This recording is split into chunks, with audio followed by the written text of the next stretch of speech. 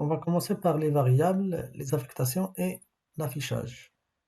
Donc Scilab est un logiciel de calcul formel, c'est-à-dire il calcule uniquement avec des nombres. Tous les calculs sont en réalité faits avec des matrices. Mais même si vous n'avez pas encore vu les matrices, on utilise ici les vecteurs et les suites de nombres qui sont en fait des matrices de dimension 1 fois n ou n fois 1, et de même qu'un nombre est une matrice de dimension 1 fois 1.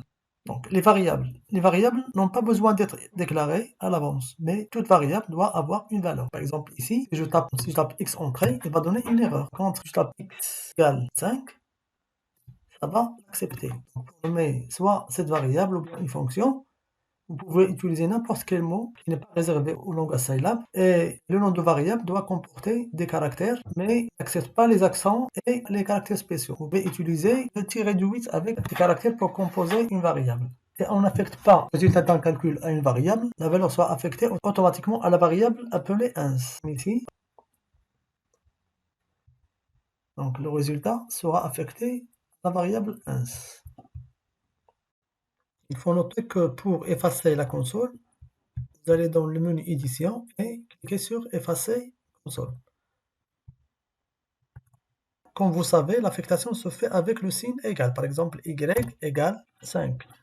L'affichage se fait soit en tapant entrée, soit vous utilisez la commande display variable. Il va afficher directement la valeur de la variable. Vous pouvez aussi utiliser les fonctions qui sont le moyen le plus simple et le plus naturel pour faire des calculs à partir de variables et à obtenir des résultats à partir de celles-ci. Donc la définition d'une fonction sur la console commence par le mot def, et ici variable ou les variables de sortie égale le nom de la fonction, entre parenthèses, ici les arguments de l'entrée. Et vous allez écrire la commande de la fonction. Exemple ici, def y est égal f de x, y c'est la sortie, et commande sera y égale x à la puissance 3. Validé par entrée. Et par exemple, je veux calculer f de 5, par exemple, ça va donner 125. F de 7, ça donne 343. Et pour créer une fonction dans l'éditeur, je vais écrire fonction, argument de sortie égale nom de la fonction et les arguments d'entrée.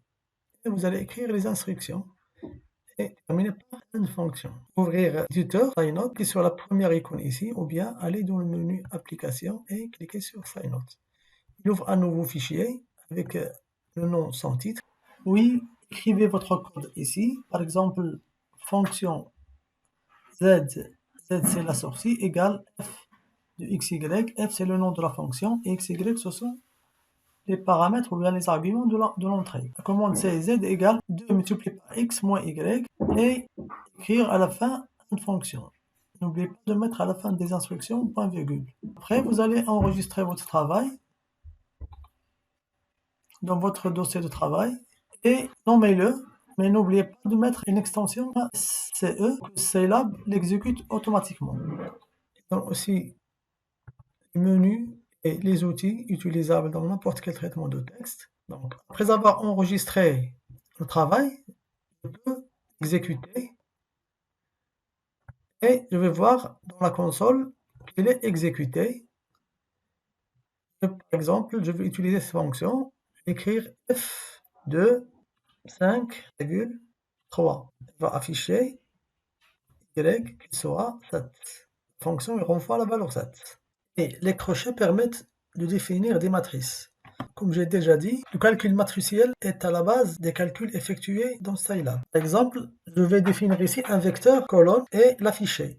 Donc, je vais écrire v égale, j'ouvre les crochets, 3, moins 2, 5. Je ferme les crochets, ça affiche les éléments du vecteur colonne. Donc, pour définir un vecteur ligne et l'afficher, j'écris v égale, j'ouvre les crochets, 3, moins 2, 5. Je ferme les crochets et je valide par entrée. Ici, il a affiché vecteur ligne. Je peux aussi écrire ce vecteur de cette façon. Au lieu d'écrire virgule, je peux mettre un espace entre les éléments du vecteur. Ça va donner la même chose. Aussi définir une matrice M égale, j'ouvre les crochets, 1, espace 2, espace 3, 4, espace 5, espace 6, 7, espace 8, espace 9. Je ferme les crochets. Ça affiche cette matrice. Je peux aussi l'écrire de cette façon. Au lieu de séparer les éléments par des espaces, je les sépare par des virgules. Par exemple, je valide, ça va donner la même chose. Donc, comme vous remarquez, un espace virgule permet de passer d'une colonne à la suivante, un point virgule d'une ligne à l'autre. Je peux afficher le vecteur entier ou bien je peux afficher un élément du vecteur. Par exemple, V de 2.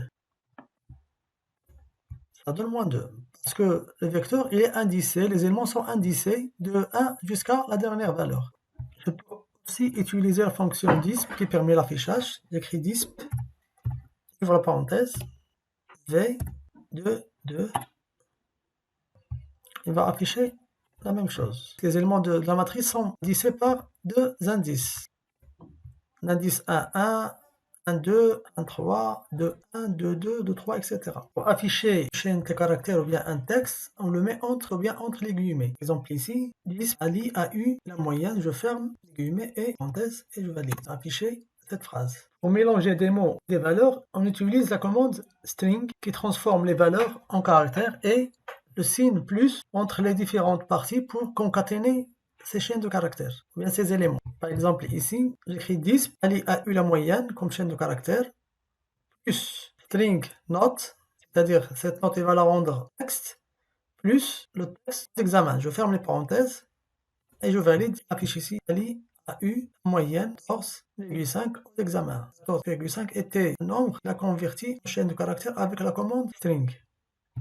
Si la chaîne de caractères contient une apostrophe, il faut la doubler dans la chaîne pour qu'elle s'affiche correctement. Par exemple, ici, disp, c'est une bonne note. Ici, l'apostrophe, elle est doublée ici. Il affiche la phrase avec l'apostrophe. Bon, c'est tout pour cette vidéo. La prochaine fois, Inch'Allah, on va voir les boucles et les conditions.